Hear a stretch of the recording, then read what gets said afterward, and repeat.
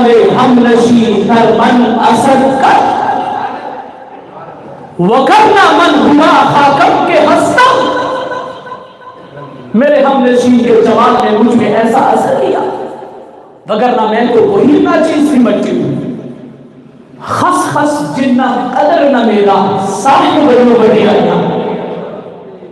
میں دنیا کا روڑا کوڑا میل چڑھایا سان۔ حضرت شیر اہل سنت نور اللہ مرقدہ جنہوں نے یہاں جنہ بکر شریف کی سرزمین میں قرآن و سنت کے گلستان کو جو آباد کیا، اس گلستان کے خوشبودار پھولوں میں سب سے نکما پھول میں اپنے آپ کو سمجھتا ہوں۔ وجہ یہی ہے جمال ہم نشی در من اثر کر، وگرنہ من ہوا خاکم کے حسن۔ وہ حضرت شیخ اہل سنت علیہ الرحمہ جنہوں نے کریمہ ساتھی سے لے کر بخاری شریف تک اپنی ساری کتب درس نظامی کو حضرت قائد اہل سنت جبل استقامت امام وقت مفکر اسلام ڈاکٹر مفتی محمد اشرف آصف جلالی صاحب حفظہ اللہ تعالی سے پڑھا، اور ایسا پڑھا کہ پڑھنے کے بعد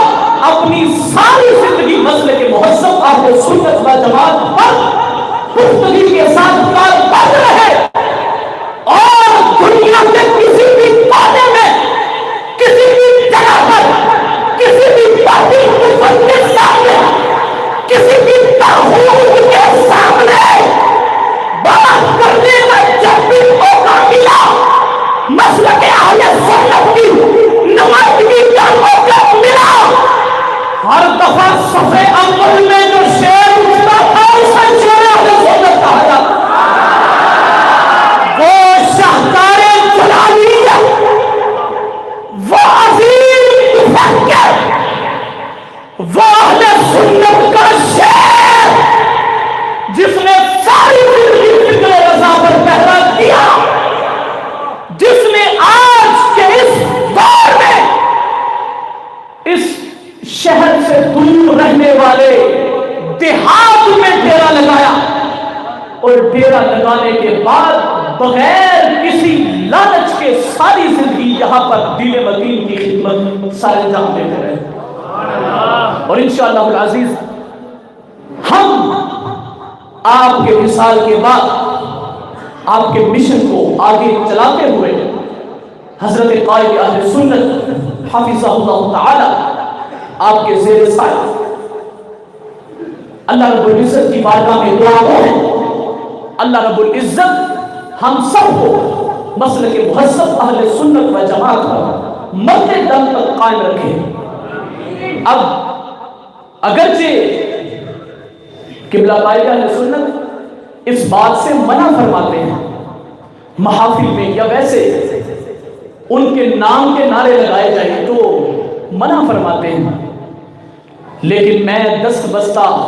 ہاتھ جوڑ کر گزارش کروں گا کہ میں وہ نعرے لگانے لگا ہوں جو قبلہ استاذ گرامی نے اپنے قلم سے لکھے۔ آپ سب احباب میرے ساتھ شامل ہوئے اور سینے کا زور لگا کر نعروں کا جواب دیجیے کہ قائد اہل سنت حفظہ اللہ تعالی نے 4 مہینے جیل کی سلاخوں کے پیچھے جو وقت گزارا یہ کسی اور کے واسطے نہیں، ہمارے عقیدے کی سرحدوں پر پہرا دینے کی پاداش گزارا۔ ہم دونوں ہاتھوں سے خراج عقیدت پیش کر رہے ہیں۔ جی ابکا کی عوام دونوں ہاتھوں سے اپنے قائد کو خراج عقیدت پیش کرتے ہیں۔ میرے ساتھ مل کر اس نعرے کا جواب دو، اللہ نے کرم فرمایا ہے، اللہ نے کرم فرمایا ہے،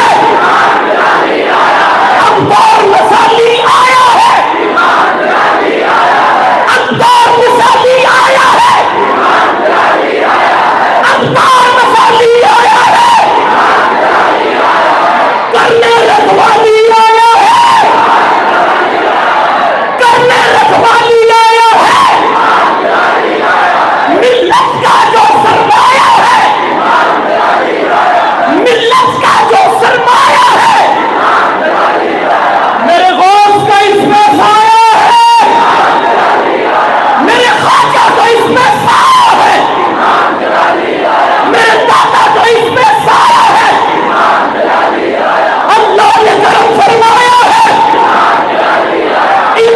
جلالی آیا ہے،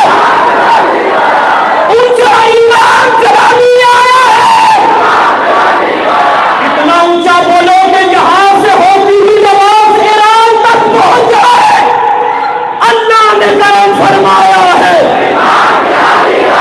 گلشن جلالی آیا ہے، ایمان جلالی آیا ہے، ایمان جلالی آیا ہے۔ اونچا بولو، ایمان جلالی آیا ہے۔ گلشن کا والی آیا ہے۔ ہمیں خود جس نے بنایا ہے، ہمیں خود جس نے بنایا ہے، اللہ نے کرم فرمایا ہے، گلشن کا والی آیا ہے،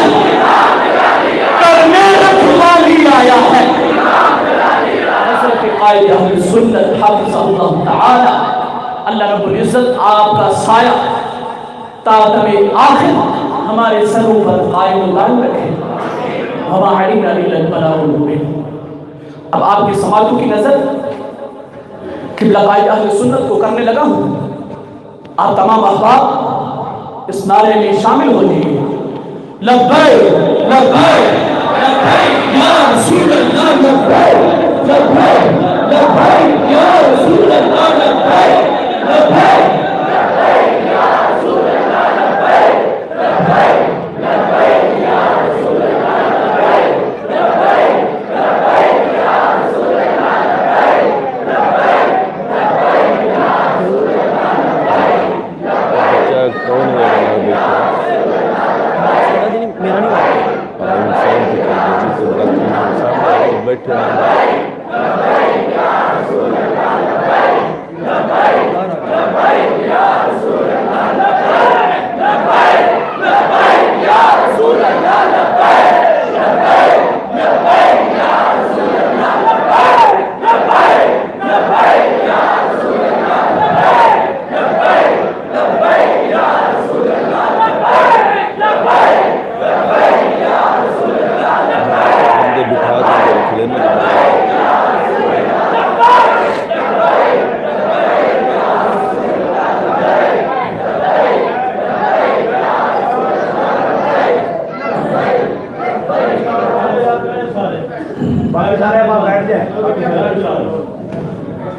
بسم اللہ الرحمن الرحیم رب اشرح لي صدری ویسر لي امری واحلل عقدۃ من لسانی یفقهوا قولی رضیت باللہ ربا وبالإسلام دينا وبمحمد صلى الله عليه وسلم نبيا ورسولا الله أكبر الله أكبر الله أكبر لبيك لبيك لبيك يا رسول الله صلى الله عليه وسلم الحمد لله رب العالمين والصلاة والسلام على خاتم النبيين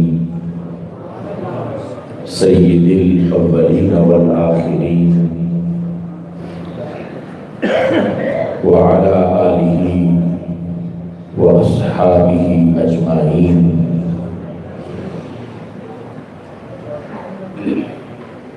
أما بعد فأعوذ بالله من الشيطان الرجيم بسم الله الرحمن الرحيم يا أيها الذين آمنوا اتقوا الله وكونوا مع الصادقين صدق الله العظيم وصدق رسوله النبي الكريم الأمين إن الله وملائكته يصلون على النبي يا أيها الذين آمنوا صلوا عليه وسلموا تسليما الصلاة والسلام عليك يا سيدي يا رسول الله وعلى آلك وأصحابك يا حبيب الله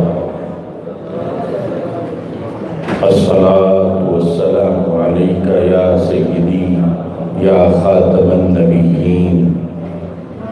وعلى آلك وأصحابك يا سيدي يا خاتم المعصومين مولاي صل وسلم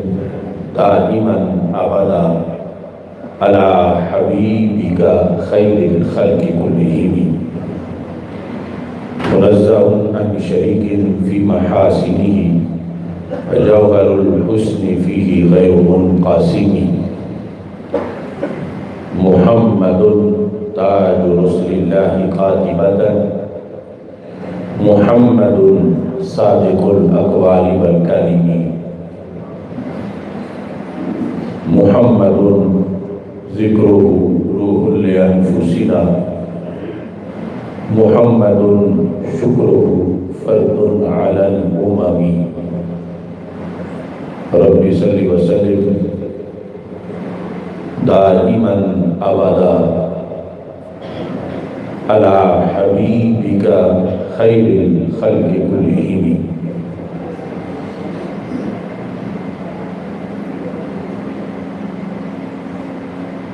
حسینی ہوں حسینی ہی رہوں گا آخری دم تک یزیدوں کو تو میں الٹا کروں گا آخری دم تک میں دربار رسالت میں بکا ہوں روز اول سے سوداگر جان لے میں نہ بکوں گا آخری دم تک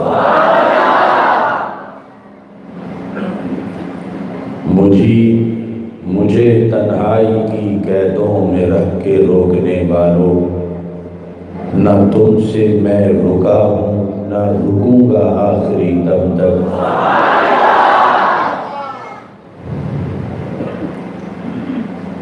مجھے ختم نبوت کا محافظ رہ کے جینا ہے میں ہر مرتد کے سینے پہ چڑھوں گا آخری دم تک نبی کے نام پہ یہ سر کٹانے کی تمنا ہے نبی کے نام پر یہ سر کٹانے کی تمنا ہے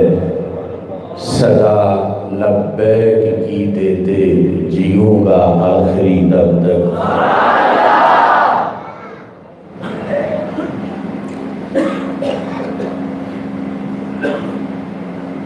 سگے آل محمد ہوں صلی اللہ علیہ وسلم سگے آل محمد ہوں میری پہچان کافی ہے سگے آل محمد ہوں میری توقیر کافی ہے میں زہرا پاک کا خطبہ پڑھوں گا آخری دم تک نبی کی آل کی الفت فرائض کا فریضہ ہے نبی کی آل کی الفت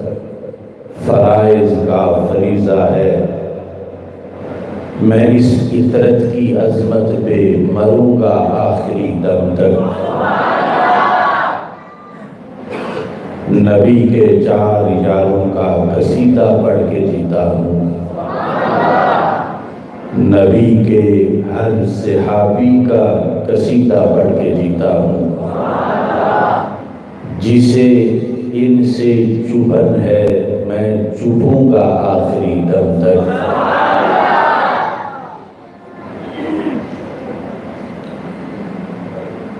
جنہیں شرف صحابیت ملا ہے حق تعالی سے، میں ان کی خاک راہ بن کے اڑوں گا آخری دم تک۔ وہ جن کا عشق نبی کا ایک کرینہ ہے، میں پیغام صحابہ لے چلوں گا آخری دم تک۔ بریلی کے امام احمد رضا کا ایک سپاہی ہوں، بریلی کے امام احمد رضا کا ایک سپاہی ہوں، میں ہر باطل عقیدے سے لڑوں گا آخری دم تک۔ ذرا یہ نوٹ کر لیں سب روافض بھی خوارج بھی، ذرا یہ نوٹ کر لیں سب روافض بھی نواسب بھی، میں سنی ہوں، میں سنی ہی رہوں گا آخری دم تک۔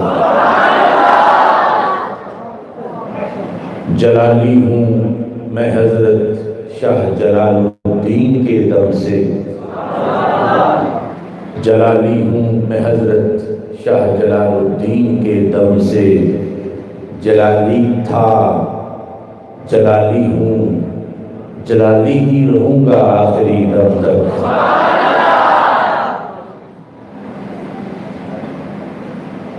کفن دے کے مجھے میری جبین پہ صاف لکھ دینا، کفن دے کے مجھے میری جبین پہ صاف لکھ دینا، حسینی تھا حسینی ہی رہا ہے آخری دم تک۔ میرا یہ عہد ہے آصف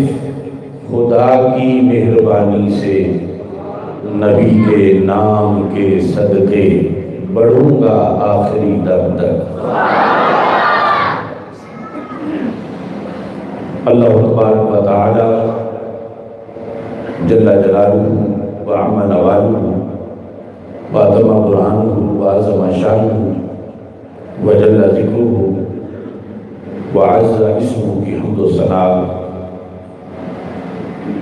اور حضور سرور کائنات مفخر موجودات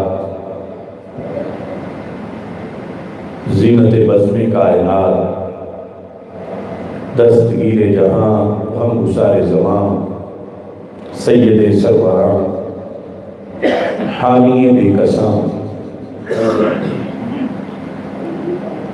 قائد المرسلین خاتم النبیین احمد مصطفیٰ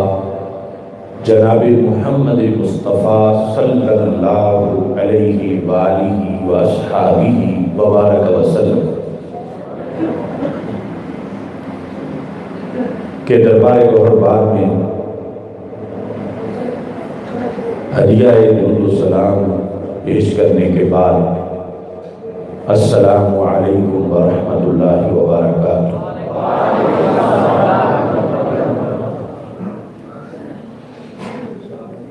رب ذوالجلال کے فضل اور توفیق سے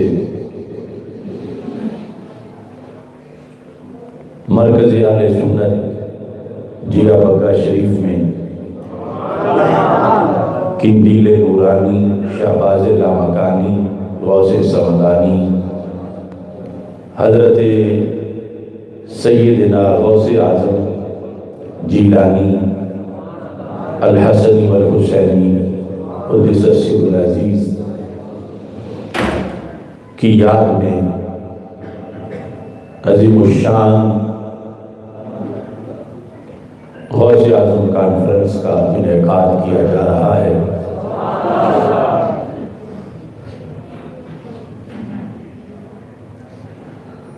اس کانفرنس میں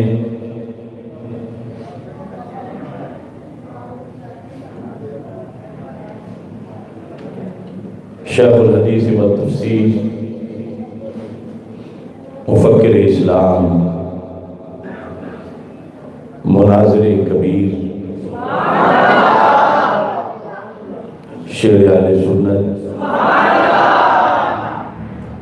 شاہکار جلالیت حضرت مفتی محمد عابد جلالی صاحب قدس سر العزیز کی روح مقدس کو اثار ثواب کرنے کے لیے اور آپ کی دین حق کے لیے جو خدمات ہیں ان کو خراج تحسین پیش کرنے کے لیے اور ان کے روشن کردار پر گواہی دینے کے لیے آج کا یہ اہتمام کیا جا رہا ہے۔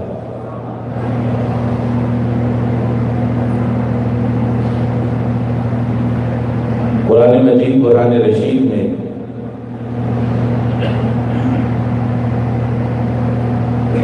سب سے زیادہ جس عمل کی فضیلت ہے، نماز، روزہ، حج، زکوٰۃ، ذکر، اذکار، ان سب سے بڑھ کر جس کی فضیلت ہے وہ عمل علم دین کا حصول اور اس کو آگے پھیلانا ہے۔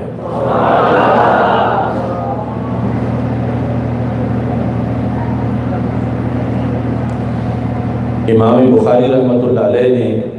بخاری شریف کے اندر کتاب العلم میں ایک عنوان رقم کیا ہے، وہ ہیڈنگ ہے العلم قبل القول والعمل، کہ انسان کی جتنی عبادات ہیں،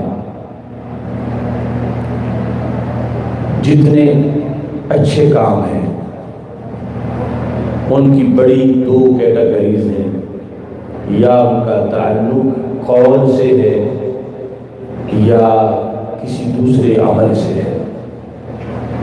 تو امام بخاری رحمۃ اللہ علیہ کہتے ہیں ان سب پر اللہ نے علم کو مقدم کیا ہے، اس واسطے عنوان یہ رکھا العلم قبل القول والعمل۔ جو بھی قول ہے، خواہ وہ سب سے بڑا قول لا الہ الا اللہ محمد رسول اللہ صلی اللہ علیہ وسلم، اس سے بڑا تو کوئی قول نہیں جس سے کفر ٹوٹتا ہے، ایمان آتا ہے، اور پھر اس کے بعد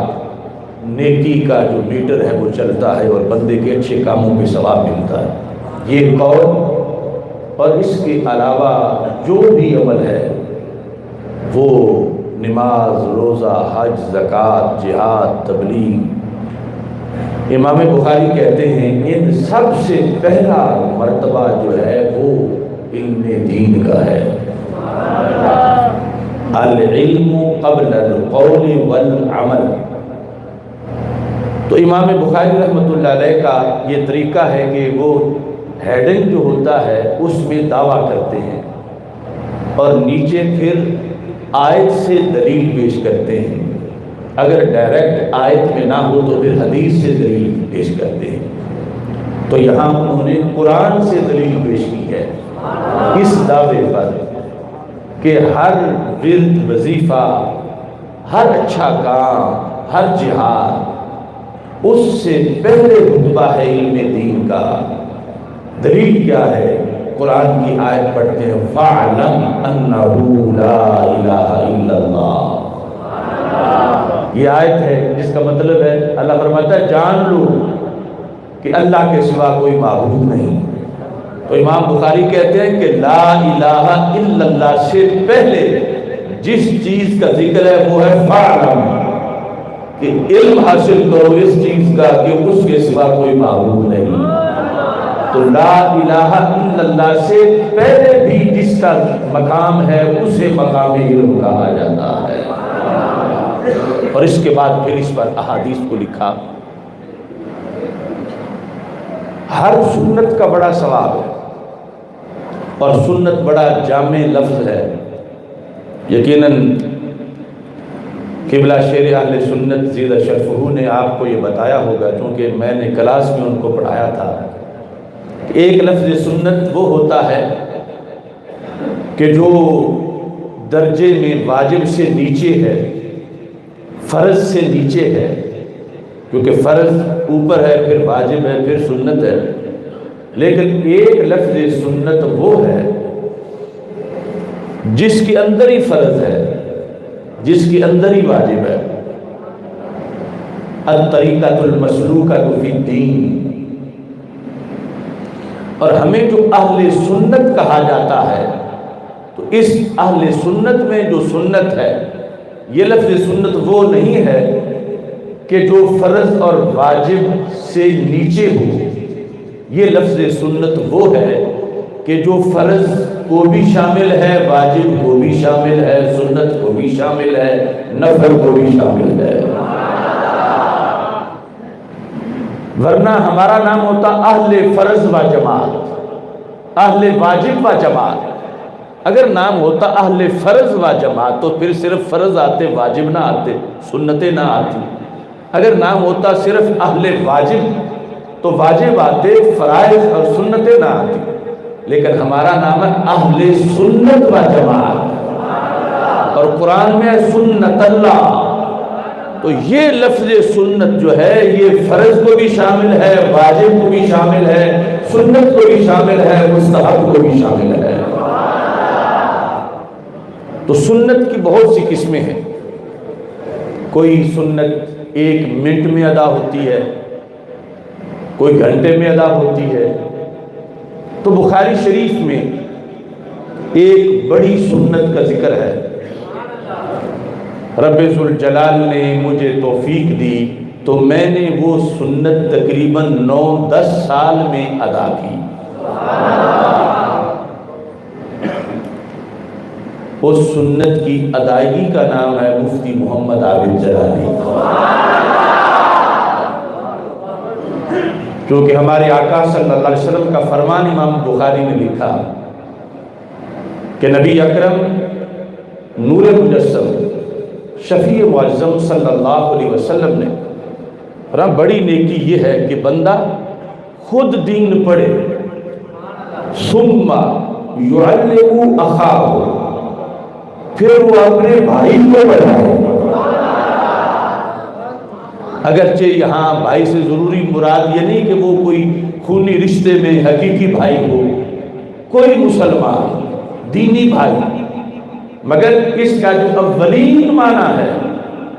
کہ اپنا حقیقی بھائی. رب ذوالجلال نے مجھے یہ سنت ادا کرنے کی بھی توفیق عطا فرمائی. اور اس کے لیے 9 سال سے زائد وقت لگا. یہ ادا تب ہوئی جب مولانا محمد عابد جلالی صاحب نے علم دین پڑھنے کے لیے ہی کمر ہمت باندھی. کہا جاتا ہے المعلم والمتعلم شریکان فی الاجر. معلم اور متعلم، ٹیچر اور اسٹوڈنٹ، یہ پارٹنر ہوتے ہیں ثواب میں، ثواب کے پارٹنر ہیں. کتنا ہی بڑا کوئی معلم ہو کیوں نہ ہو، اگر پڑھنے والا اس کے پاس کوئی نہیں تو وہ معلم کس چیز کا ہے؟ معلم تب ہے جب اس کا کوئی متعلم ہے. یعنی عمومی طور پر تو معلم کا احسان سمجھا جاتا ہے، لیکن ہماری شریعت میں یہ بتایا گیا کہ متعلم ہوتا ہے تو پھر معلم کی بھی ویلیو بنتی ہے. معلم اور متعلم دونوں مل کے جب ایک کام تعلیم دینے اور تعلیم لینے کا کرتے ہیں تو رب دونوں کو ہی ثواب میں حصے دار بنا دیتا ہے. تو یہ رب ذوالجلال کا کروڑوں بار شکر ہے. رسول اکرم نور مجسم شفیع معظم صلی اللہ علیہ وسلم کی خصوصی نگاہ عنایت ہے اور ہمارے شیخ کامل حافظ الحدیث امام العصر حضرت پیر سید محمد جلال الدین شاہ صاحب نقشبندی قادری قدس سر العزیز، جنہوں نے 1941 میں بھکی شریف میں جامعہ محمدیہ نوریہ رضویہ کی بنیاد رکھی پاکستان بننے سے پہلے، جن کے زیر سایہ ہمارے والدین کو یہ روحانی جذبہ ملا کہ ہم اپنی اولاد کو دین کی طرف متوجہ کریں اور دنیا کے سارے دھندوں سے ہٹا کر انہیں دین کے لیے وقف کریں۔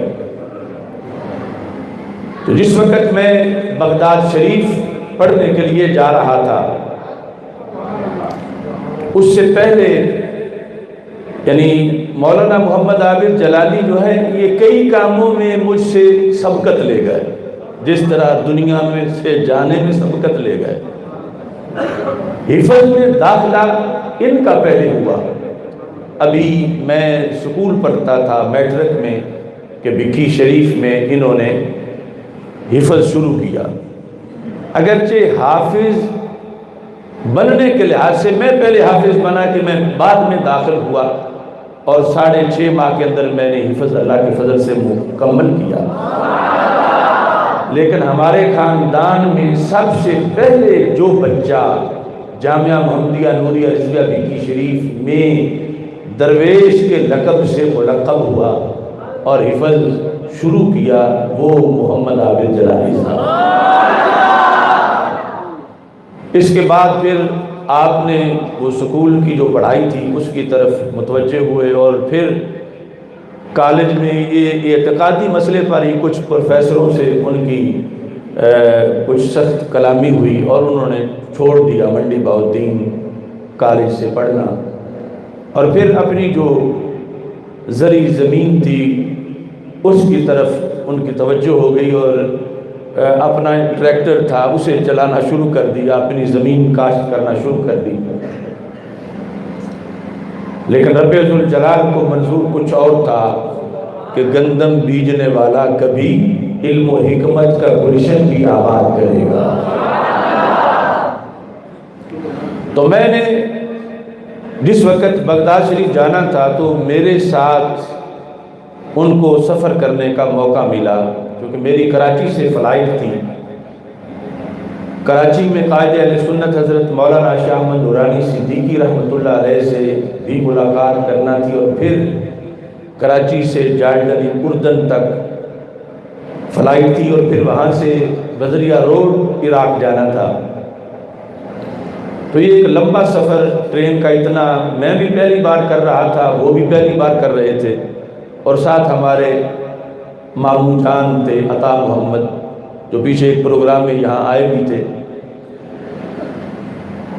تو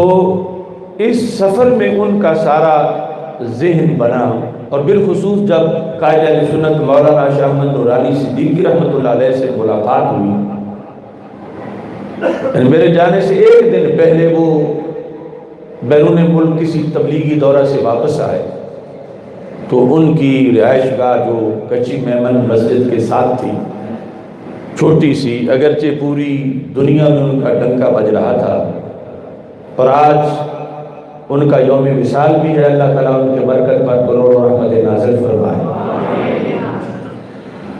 تو اس ملاقات کے اندر اتنی برکت اور اتنا فیضان تھا کہ جب انہوں نے مجھے رخصت کیا تو پیچھے گھر میں ابا جی نے جو مجھے دارالمطالعہ بنا دیا ہوا تھا، جس میں الماریوں میں کتابیں تھیں اور صرف میں ہی اس میں پڑھتا تھا، رہتا تھا، تو عابد صاحب نے ابا جی سے کہا کہ اب وہ چلے گئے ہیں تو دارالمطالعہ مجھے دے دیں، اس میں میں پڑھوں گا۔ اور یہ ویسے جاٹ اور گوندل فیملی کے گھر میں دارالمطالعہ کا ہونا یہ بھی ایک انفرادی صورتحال تھی، یعنی جاٹوں کے گھر میں اور کئی مشغلے اور چیزیں ہوتی ہیں، تو ابا جی نے یعنی گھر کے اندر کہ بالکل الگ تھلگ اور بیرونی بھی کوئی مداخلت نہ ہو، اور بالکل یہ جدا بھی رہے. تو میں یعنی جب درس نظامی کے مراحل میں تھا تو اس وقت یہ دارالمطالعہ جو اب بھی قائم ہے ہمارے پرانے گھر کے اندر، تو مولانا محمد عابد جلالی صاحب نے اس میں رہائش اختیار کی اور میری کتابیں جو تھی ان کی لسٹ بھی بنائی، ان پہ نمبر بھی لگائے، اور اس کے ساتھ ہی پھر آپ نے وہاں پر اسٹڈی شروع کی. اور میرے واپس آنے تک انہوں نے پرائیویٹ امتحان دے کے ایف اے مکمل کیا، اور دینی تعلیم کی طرف ان کا یہ شوق تھا کہ جب میں واپس پہنچا تو مجھے انہوں نے تنہائی میں کہا کہ اگر آپ مجھے سارا پڑھائیں پھر تو میں علم دین پڑھوں گا، اور ویسے میرا جو میں عام لوگوں کو پڑھتے دیکھتا ہوں اس طرح کا پڑھنا ہو تو وہ میرا شوق نہیں، اگر آپ پورا پڑھائیں تو پھر میں علم دین پڑھوں گا. تو میں نے اس پر خوشی کا اظہار بھی کیا، خوشی محسوس بھی کی کہ کتنے اچھے مقصد کا خیال میرے بھائی کے ذہن میں موجود ہے. اگرچہ یہ لوگ جو درس نظامی پڑھتے پڑھاتے ہیں ان کو پتہ ہے کہ یہ کتنا گہرا اور بڑا سمندر ہے کہ جس کو عبور کرنا ہوتا ہے. حفظ عام بچے بھی آ جاتے ہیں، حفظ کر لیتے ہیں، پھر کوئی رکشہ ڈرائیور بن جاتا ہے، کوئی کسی طرح کے کام میں شروع ہو جاتا ہے. اگرچہ حفظ والی برکت تو ملتی ہے مگر حفظ کا جو تقاضا ہے وہ تو ہے کہ علوم قرآن کو حاصل کیا جائے. تو میں نے اس پر اللہ تعالیٰ کا شکر ادا کیا کہ ان کو علم دین پڑھنے کا شوق ہے. اور میں اپنے جو ہمارے فاضل فارغ ہوتے ہیں ہر سال تو انہیں میں کہتا ہوں کہ اس بندے کی بڑی خوش قسمتی ہے کہ جس کو پڑھنے کے بعد کوئی ایسا بندہ مل جائے جسے وہ پڑھا سکے. یعنی درس نظامی پڑھنے کے لیے وقف کوئی ہوتا ہے، کیونکہ معاشرے میں بڑی تیزی ہے، اور پھر سکول کی کلاسیں 2-4 سال میں میٹرک کے بعد بندہ کہیں پہنچ سکتا ہے، اور یہ اتنا مشکل نصاب ہے، اتنا گہرا ہے، پھر جتنی اس میں محنت کی جائے اتنا ہی بندے کو اجالا ملتا ہے. تو یہ میں نے بھی اپنے لیے سعادت سمجھی، کیونکہ ابھی لاہور میں شروع نہیں کیا تھا، نہ ہی بکی شریف میں پڑھانا شروع کیا تھا. تو جب انہوں نے کہا تو ہمارے خالہ زاد بھائی ہیں مولانا محمد اکرم جلالی صاحب، انہوں نے بھی حفظ کر لیا ہوا تھا، انہوں نے بھی یہی کہا. پھر 1-2 اور ساتھی تھے تو ہم نے لاہور میں بھگت پورہ شاد باغ کے اندر ایک دوست کے مکان میں ہم نے پڑھنے پڑھانے کا آغاز کیا. یہ پہلی کلاس تھی. وہاں سے پھر آگے پھر جامعہ جلالیہ رضویہ، اور اسی کے اندر انہوں نے اللہ تعالیٰ کے فضل سے تعلیم مکمل کی. اور میں تحدیث نعمت کے طور پر کہتا ہوں کہ اگر آپ آج ڈھونڈیں پورے ملک میں کہ اہل سنت کے اندر کسی بندے نے خود پڑھ کے پھر اپنے بھائی کو پاس رکھ کے اتنا پڑھایا ہو، یعنی تقریر کرنا تو کوئی کام نہیں، وہ تو ہماری کیس میں سن کے بھی لوگ تقریر کر رہے ہیں، ہزار تقریر ان کو زبانی یاد ہے. مولانا سجاد انور صاحب اکاڑا والی سائڈ میں، انہیں میری 1000 سے زائد تقریریں یوں آتی ہیں کہ عبارتیں عربی کی بھی زبانی آتی ہیں. لیکن اصل مسئلہ ہے کہ خود مفتی بننا، مناظرہ کر لینا، اصل علمی ذخیرہ جو ہے اس کے اندر غوطے لگا کے موتی چننا، تو یہ جو صلاحیت ہے یہ بہت کم لوگوں میں پیدا ہوتی ہے اور بڑی مشکل سے پیدا ہوتی ہے. تو اللہ تعالیٰ کا فضل ہے. میں جو بات کر رہا ہوں کہ وہ سنت کے جو ہمارے آقا صلی اللہ علیہ وسلم نے پڑھایا، فرمایا تھا کہ جس نے دین پڑھا اور پھر اپنے بھائی کو پڑھایا، تو ہم نے اس سنت کی ادائیگی کے لیے دونوں بھائیوں نے مل کر سفر شروع کیا، اور رب ذوالجلال نے مکمل کرنے کی بھی توفیق عطا فرمائی. کیونکہ یہ جو پہلی کلاس تھی یہ دورے تک مسلسل اس کے جتنے اسباق تھے وہ میرے پاس ہی ہوئے. بعد میں تو جو آتے رہے، کسی کے 2 سال میرے پاس، کسی کے 1 سال، کسی کا 1 سبق، لیکن ان کے مکمل شروع سے آخر تک جو ہے. اور یہ ایک تاریخ ہے پاکستان کے اندر، یعنی پڑھانے والے لوگ اول ہیں ہی بہت کم، جو حق ہے پڑھانے کا. اور پھر اتنا ہوتا ہے کہ امامت کتابت سنبھالنے کے لیے چلو 6 مہینے کوئی پڑھ لے، کوئی سال پڑھ لے، کوئی 2 سال پڑھ لے، کوئی 4 سال پڑھ لے. اور پھر اس میں پڑھانے والے سے بڑا کردار پڑھنے والے کا ہوتا ہے کہ جب ایک بندہ ٹھیک ٹھاک خطیب بن چکا ہو تو پھر بھی وہ پڑھنا قبول کرے تو یہ اس کا بڑا جہاد ہوتا ہے. ورنہ ہمارا ماحول جس میں بچے نعت خوانی پہ لگتے ہیں تو پڑھائی چھوڑ دیتے ہیں. ایک شخص خطابت میں یعنی اتنا ماہر ہو اور پھر بھی اسٹوڈنٹ رہنا برقرار رکھے، یہ اللہ تعالیٰ کا خصوصی فضل ہو تو پھر ہی ہوتا ہے. تو انہوں نے ابھی 1 سال پڑھا تھا کہ جب میرا ایک آپریشن ہوا تو میں گوجرانوالہ میں جمعہ پڑھانے نہیں جا سکتا تھا زخم کی وجہ سے.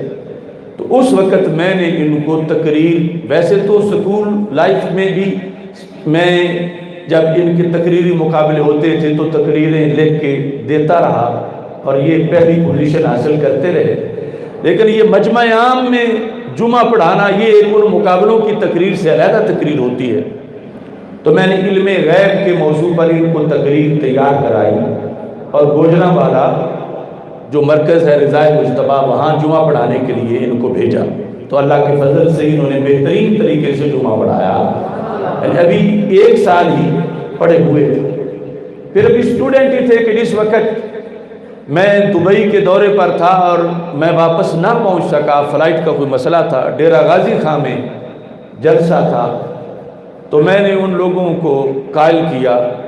وہ نہیں مان رہے تھے کہ آپ ہوں گے تو جلسہ ہوگا ورنہ کیسے ہوگا. تو میں نے کہا کہ آپ صرف اتنا ہی کہتے رہنا کہ جلالی صاحب آ گئے ہیں اور جلالی صاحب کی تقریر شروع ہونے والی ہے، اور یہ نام نہ لینا کہ کون جلالی ہے. تو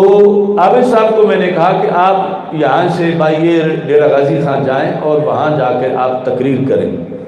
تو آپ وہاں چلے گئے. یہ ظاہر ہے کہ میزبانوں کو پتا تھا کہ یہ محمد اشرف آصف جلالی نہیں، یہ محمد عابد جلالی ہے. لیکن سٹیج پہ وہ مختصر تعارفی پیش کرتے رہے تو پورے مجمع کو محسوس ہی نہ ہوا کہ یہ اشرف آصف جلالی ہے یا عابد جلالی ہے. تو اس طرح یہ اتنا عروج طالب علمی میں پانے کے باوجود بھی انہوں نے پھر اپنی منزل کی طرف سے توجہ نہیں ہٹائی بلکہ منزل کی طرف اللہ کے فضل سے متوجہ رہے. تب مزید 4-5 سال پڑھا اور پھر فارغ التحصیل ہوئے، دورہ حدیث تک پہنچے. اسی دوران جب ابھی سیکنڈ لاسٹ جو سال تھا اس میں ابھی تھے کہ الیکشن آ گیا، تو مولانا شاہ نورانی صدیقی رحمۃ اللہ علیہ نے مجھے حکم دیا کہ آپ الیکشن لڑیں. تو میں نے معذرت کرتے ہوئے میں نے کہا،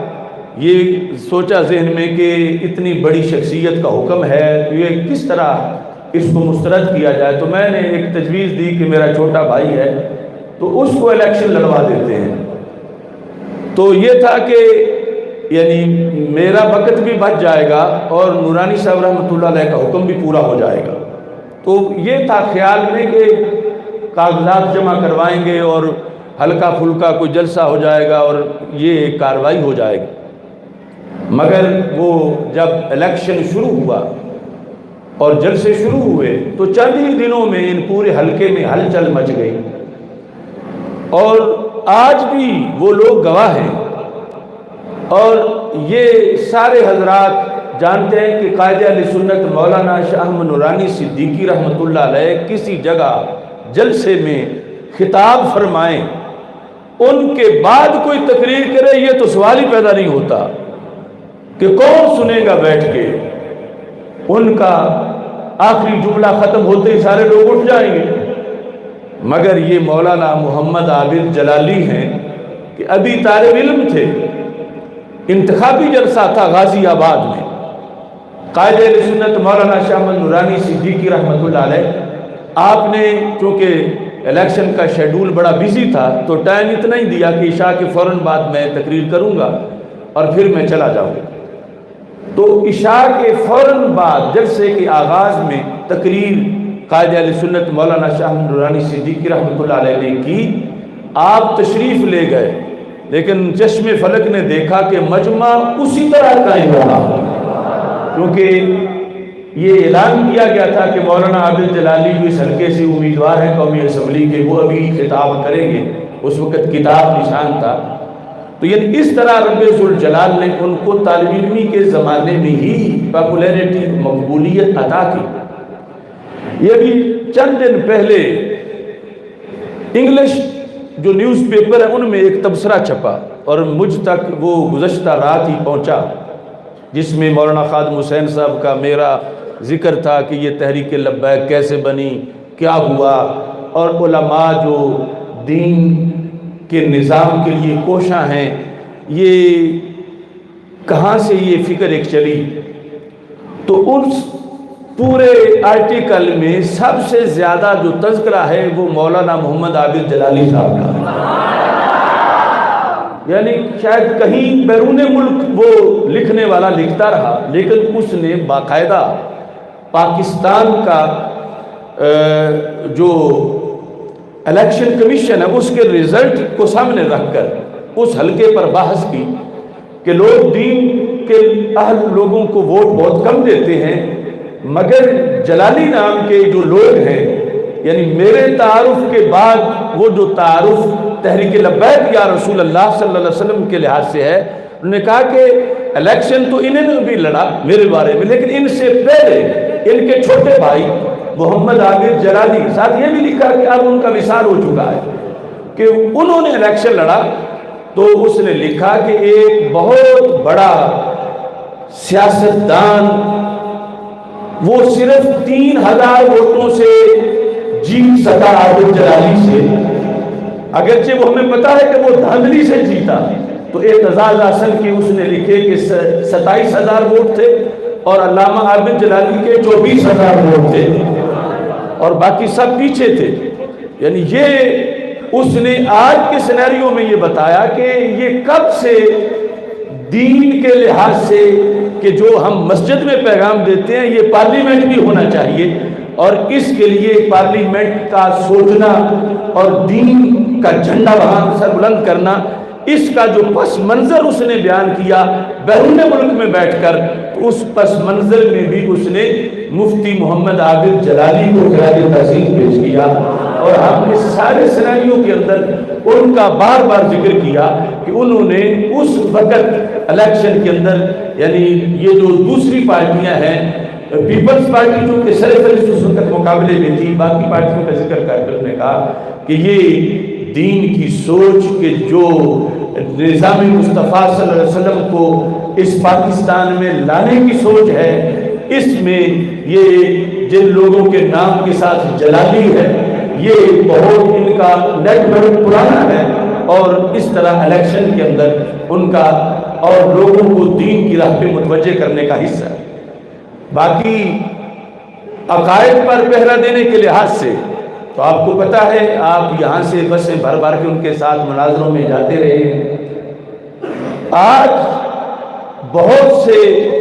لوگوں کی آنکھیں کھلیں اس موضوع پر کہ رافضیت کا کتنا بڑا خطرہ ہے اور کس انداز میں اہل سنت میں یہ بیماری سرایت کر رہی ہے. لیکن مولانا محمد عابد جلالی نے آج سے کئی سال پہلے ایک نیم رافضی تفضیلی، جس کو طاغوت کہا جائے تو یہ لفظ چھوٹے ہیں، یعنی اس نے اتنی صحابہ کے بارے میں یاوہ گوئی کی ہوئی تھی لیکن شمار سنی ہوتا تھا، اور علمی طور پر اسے عمر کے لحاظ سے بھی بہت بڑی عمر تھی اور علمی طور پر بڑے بڑے مناظر اس سے خائف تھے، لیکن اس کو اگر جا کے الٹا کیا ہے راول پنڈی میں تو مفتی محمد عابد جلالی نے کیا. اللہ کو منظور یہ تھا کہ آج وہ دنیا سے رخصت ہو چکے ہیں اور بہت تھوڑا وقت انہوں نے پایا، لیکن آج جس وقت میں آیا ہوں تو میں محسوس کر رہا تھا اور اب بھی محسوس کر رہا ہوں کہ وہ بندہ نہیں مرتا جس کا نظریہ زندہ رہتا ہے، وہ بندہ فوت نہیں ہوتا جس کا مشن زندہ رہتا ہے، وہ انسان قبر میں بھی ہو تو چلتے پھرتے اپنے کارکنوں کے جذبوں میں زندہ رہتا ہے۔ آج تحریک فکر رضا کی شکل میں، گنبد والی اس مسجد کی شکل میں، اور جو مرکز اہل سنت تعمیر کیا جا رہا ہے اس کی شکل میں، شعبہ حفظ کی شکل میں، شعبہ درس نظامی کی شکل میں، اور مدرسۃ البنات کی شکل میں، جو آپ احباب نے ان کا جھنڈا بلند کر رکھا ہے، تو یہ ایک حرف بتا رہا ہے کہ مفتی عابد جلالی ختم نہیں ہوئے، آج بھی ان کا قافلہ روان ہے۔ یہ علم ایک زندگی ہے، اور پھر جب مسلک اہل سنت ہو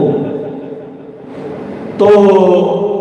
اللہ تعالیٰ فرماتا ہے ان هو الا ذکر و قرآن مبین لینذر من کان حیا۔ یہ علم آتا ہی اس سینے میں ہے جو زندہ ہو۔ سورہ یاسین میں اللہ فرماتا ہے قرآن اسے ڈراتا ہے جو زندہ ہو۔ تو حالانکہ قرآن تو سارے سنتے ہیں، پڑھتے ہیں، تو زندہ ہو تو کیا جو مردہ ہیں، جو چلتے پھرتے ہیں کافر ہیں اور قرآن سے نہیں ڈرتے، تو کیا وہ مردہ ہے؟ تو قرآن نے یہ فیصلہ کر دیا کہ جو مسلک حق، اسلام کی حقانیت قبول نہ کرے وہ چلتا پھرتا ہو پھر بھی مردہ ہے، اور جو قبول کر جائے وہ قبر میں بھی ہے پھر بھی زندہ ہے۔ اقبال نے کہا تھا تخم گل کی آنکھ زیر خاک بھی بے خواب ہے، کس قدر نشو و نما کے واسطے بے تاب ہے۔ آج تو کئی لوگوں کو یہ بیماری ہے کہ انبیاء کرام علیہ السلام کی جو حیات حسی حقیقی جسمانی ہے اس پر ان کو شبہات ہیں۔ ڈاکٹر محمد اقبال نے بیج کی مثال دے کر سمجھایا اور یہ بتایا کہ جب حقیقی مومن وہ اگرچہ عالم نہ بھی ہو اس کی یہ شان ہے، اور جب وہ ایک بہت بڑا محدث مناظر عالم ہو تو یقیناً وہ حیات کے مزید بڑے درجے کی ہے،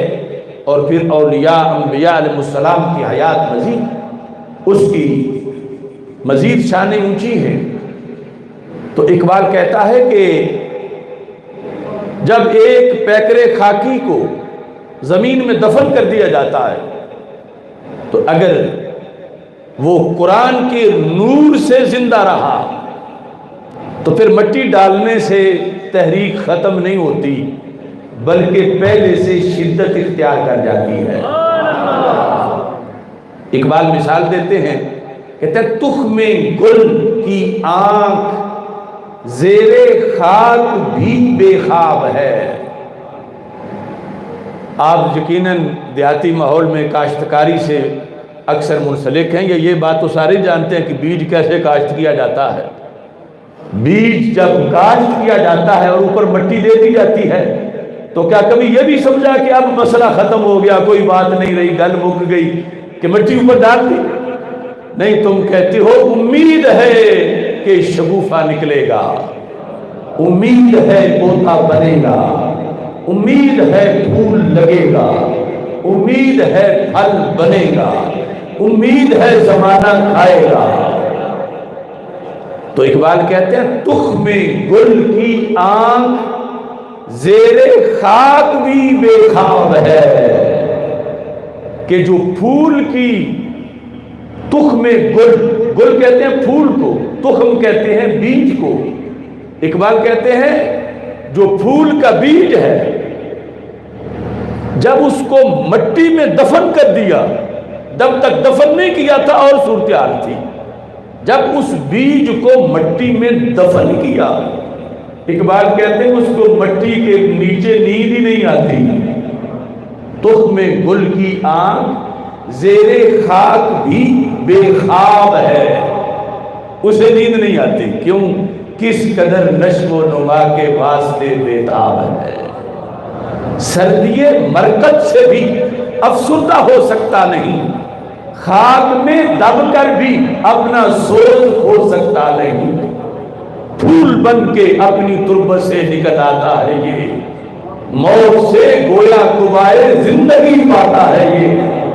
ہے لحد اس قوت آشفتہ کی شیرازہ بند، ڈالتی ہے گردن گردوں میں یہ اپنی کمن، موت تجدید مذاق زندگی کا نام ہے، خواب کے پردے میں بیداری کا ایک پیغام ہے۔ یعنی وہ پھول کا بیج جاگتا رہتا ہے، مرنا تو دور کی بات ہے وہ سوتا بھی نہیں ہے، اسے یہ تڑپ ہے کہ کہیں میں زمین سے باہر نکلوں، اور وہ پھر شگوفہ نکلتا ہے، پھر اس پہ پھر پھول بنتے ہیں۔ تو اقبال کہتے ہیں کہ موت کیا چیز ہے مومن کے لیے؟ موت تجدید مذاق زندگی کا نام ہے۔ مذاق سے مراد وہ نہیں جو ہم ٹھٹھا مذاق کرتے ہیں، مذاق سے مراد ہے ذوق، مذاق زندگی، ذوق زندگی۔ موت تجدید رینیو کرنا۔ موت کیا ہے؟ موت تجدید مذاق زندگی کا نام ہے، خواب کے پردے میں بیداری کا ایک پیغام ہے کہ زندگی رینیو ہو گئی ہے اور ہے خواب لیکن اصل بیداری ہے۔ تو اس بنیاد پر یقیناً یہ در و دیوار بھی انہیں یاد کر کے آج روتے ہیں، ان کے خطبوں کو، ان کے درس قرآن کو، ان کے درس حدیث کو۔ اس بات پر دلائل ہیں پورے قرآن و سنت میں کہ اینٹیں، دیواریں، یہ چھت، یہ یعنی جہاں بھی کوئی عمل صالح کرتا ہے ذرہ ذرہ گواہ بنتا ہے، اور وہ ذرہ ذرہ قیامت کے دن گواہی دے گا۔ جب مؤذن اذان پڑھتا ہے جہاں تک آواز جاتی ہے سارے گواہی دیں گے کہ اس نے اذان دی تھی۔ تو جس نے جیا بگا میں اہل سنت کی اذان دی اور یہاں اللہ کے فضل سے نوجوان اور بزرگ ان کے فیض سے فیض یاب ہوئے، اور یہ فیض آج کی صورتحال جو رونق کی ہے اور جو کام مسلسل آگے چل رہا ہے، تو فیض کی کئی قسمیں ہیں۔ شاہ عبدالعزیز محدث دہلوی نے لکھا، ایک فیض ایسے ہوتا ہے جیسے بندہ کستوری والا ہو، خوشبو جب بیٹھا ہوا ہو تو آتی ہے، اور اگر اٹھ کے چلا جائے تو پیچھے ختم ہو جاتی ہے۔ ہاں اگر کسی کو دے جائے تو وہ علیحدہ صورت ہے، مگر لگی ہوئی اس کو لوگوں کو آ رہی ہو اور یوں اٹھ کے چلا جائے تو پھر پیچھے خوشبو نہیں آتی۔ ایک یہ ہے کہ جیسے ایک چراغ جل رہا ہے لیکن اس چراغ سے کوئی چراغ اور بھی جلتا ہے، تو اصل چراغ ہٹ بھی جائے تو پیچھے اندھیرا نہیں ہوتا، اس واسطے کہ پیچھے وہ اندھیرا نہیں ہوتا کہ چراغ جلا کے جو گیا، چراغ روشنی پیچھے وہی ہے۔ مثال میں آپ بہت کچھ سمجھ رہے ہوں گے، تو عابد جلالی جو ہے ان کا فیض ایسا نہیں کہ زندگی میں تو خوشبو آتی تھی اور چلے گئے تو خوشبو ختم ہو جائے، وہ خوشبو تمہیں دے کے گئے، وہ خوشبو اپنے شاگردوں کی شکل میں، مریدین کی شکل میں، اپنے مرکز کی شکل میں اور بالخصوص یعنی جنہیں پڑھایا ہے وہ خوشبو ان کی شکل میں دیکھنے والوں کو نظر آ رہی ہے، ورنہ دنیا سے لوگ جاتے ہیں پیچھے نام لینا ہی بند ہو جاتا ہے، کام کرنا تو بڑا دور کا معاملہ ہے۔ تو یہ اس مرکز کے اندر مولانا محمد عمر فاروق جلالی صاحب جو پہلے جامعہ جلالیہ میں پڑھتے رہے اور پھر مولانا محمد عابد جلالی صاحب کے پاس پڑھا اور انہوں نے خدمت کا حق ادا کیا، اور ابھی مجھ سے پہلے خطاب کر رہے تھے اور یقیناً پورے علاقے میں انہوں نے میں جیل میں تھا، رپورٹ ملتی رہی میلاد شریف اور محرم شریف کے جو پروگرام ہیں اس کے لحاظ سے، تو اس سے پتہ چلتا ہے کہ سلسلہ رکا نہیں ہے، اور اللہ تعالیٰ کے فضل سے انشاءاللہ یہ عہدہ، یہ مرکز اہل سنت، یہ جگہ بگا شریف میں جو اذان دی ہے مفتی عابد جلالی نے، صدیوں تک اس پر جماعت ہوتی رہے گی۔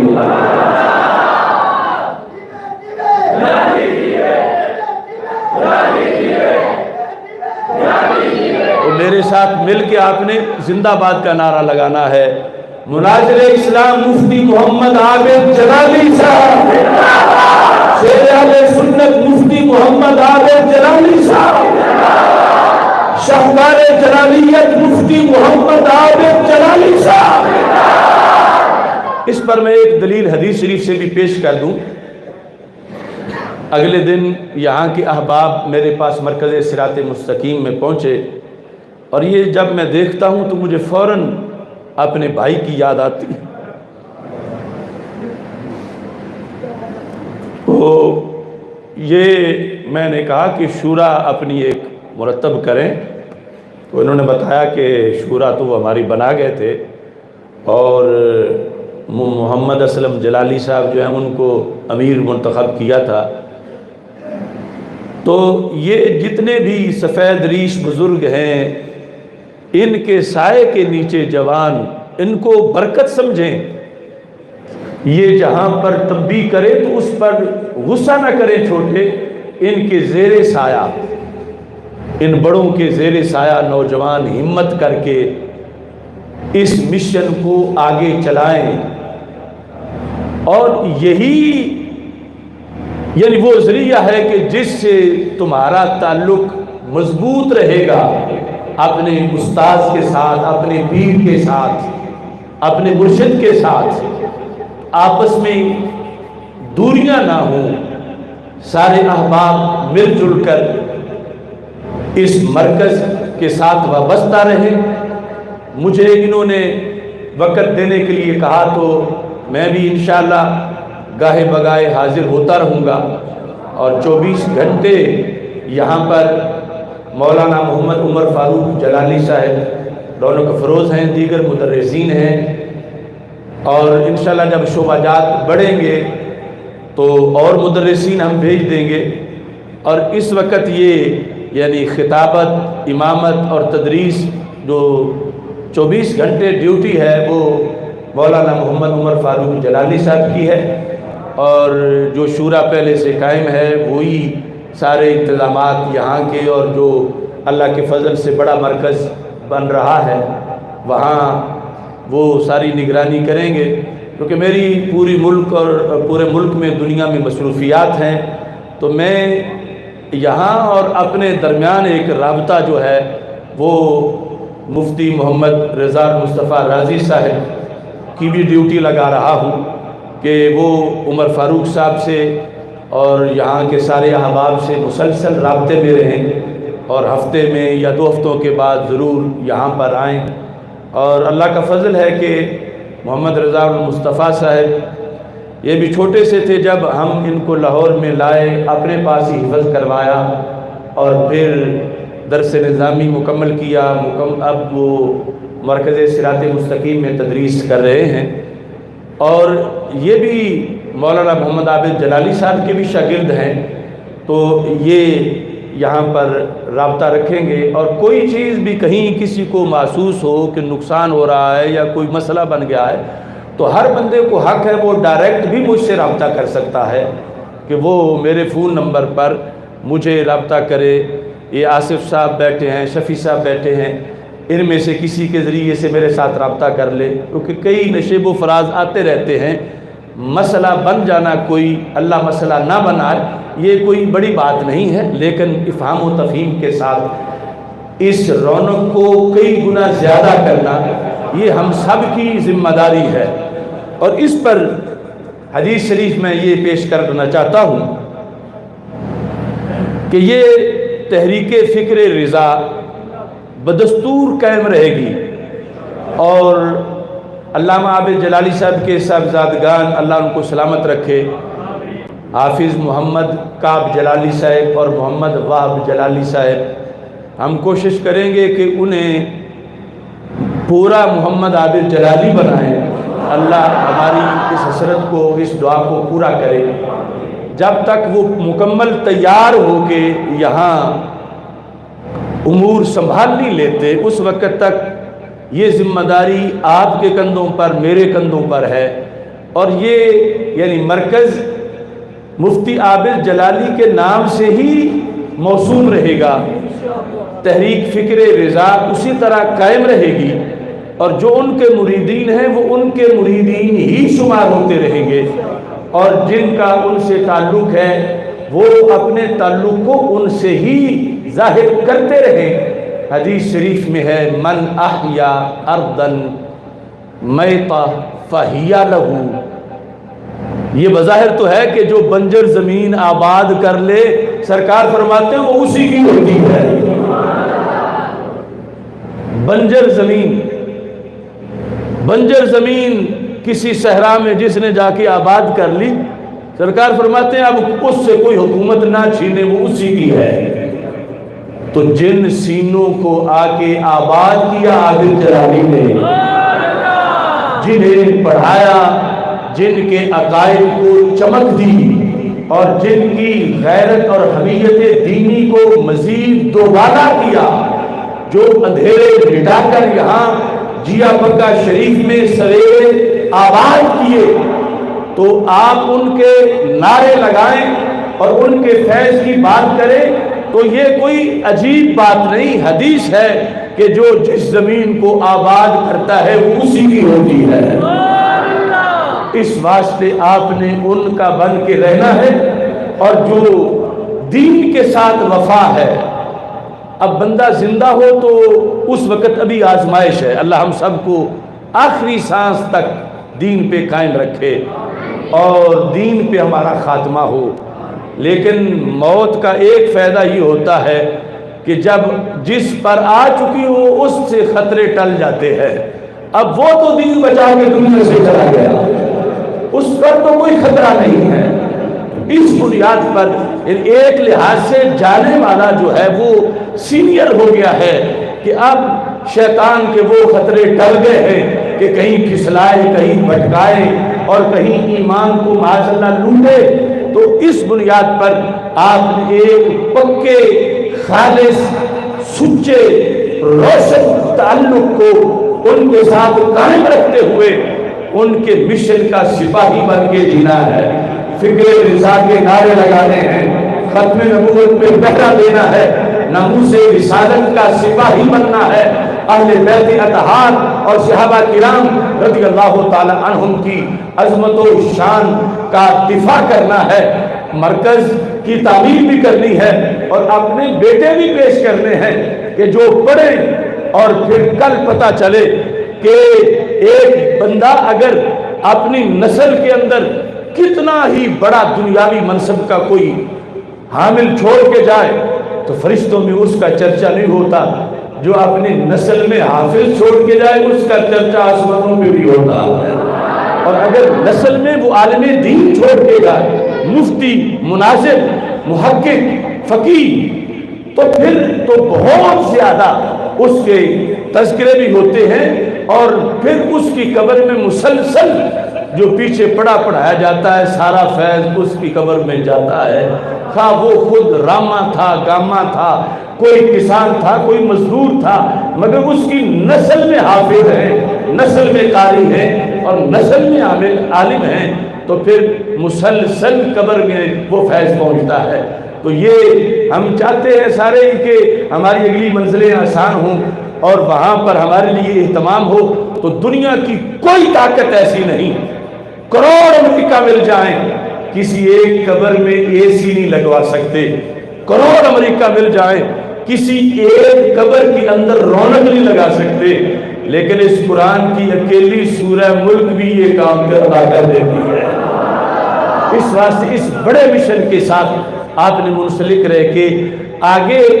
قائم بھی کرنا ہے، بڑے مرکز کی تعمیر بھی کرنی ہے اور اپنے بیٹوں کو وہاں داخل بھی کروانا ہے۔